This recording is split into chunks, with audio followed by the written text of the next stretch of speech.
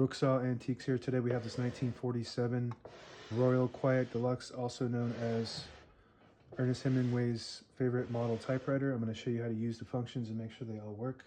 Up top is the adjustable paper guide. This helps you guide the page in straight. And behind this flip panel are the margins. The right margin you can just move with your finger. And the same with the left, or you can use the magic margin on the top left here. It just sends the margin wherever you are on the platen. And you can also, so right now the margin is right there in the middle, and you just hit the magic margin at the same time and pull the carriage to the beginning of the platen here, and it'll move it.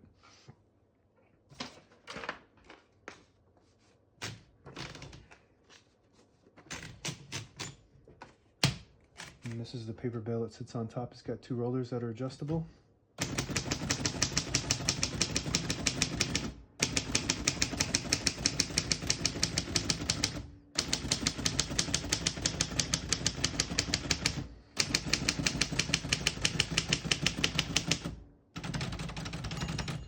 And I was able to fit all the letters on the keyboard before I got to the end of the margin, because this has Elite typeface, which prints 12 characters per inch.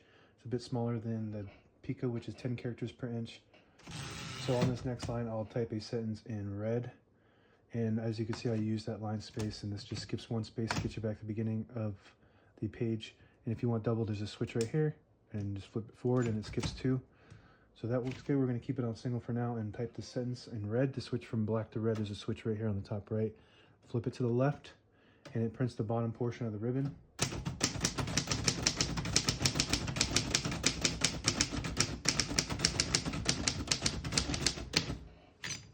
Very nice typing machine, very popular model. It's a Quiet Deluxe, but it's not silent. Still pretty loud, but quieter than the average typewriter. To pull the page out easy, there's a switch on the right side here. Flip it to the front and it unlocks the rollers underneath the platen, allowing you to pull the page out easy. Or load thicker paper like carbon copy or cardstock. Make sure you flip that switch back before you load the next page, or else it won't load correctly. Backspace on the top left of the keyboard. Shift on each side and a shift lock on the left. To clear that, just hit the shift button again. Tab on the top right. And this one has manual set tabs. And it's kind of like the margin, you just kind of push them and move them like that. And there's a scale on there to tell you exactly where you are. 1, 2, 3, 4, 5 margins. And when you hit that, the tab, it just stops at each one of those. And that works good. Show you from the front. Open the hood, we got all the brand new ribbons loaded on the left side, so it's pulling to the right. And if you want to switch that direction, you just flip this switch on the left here. And you'll start pulling counterclockwise to the left. Touch control in the middle here. The farther you go right, the more tension there is when you hit the keys, but you do have to hit them harder for them to print, but they respond faster, so more advanced typers would use that. I'm going to move this back to the middle, and if you move it down and over to the right, the color selector will not print anything. So that's just for, it leaves an indentation on the page, and you can still use that for copying, so they use that for copying so they didn't have to waste any ink. Carriage release on each side, very smooth. Behind the knob on each side here. And it does have another switch right here in the middle, and that disables the spacing when you turn the knob, so you can get to an exact spot on the page.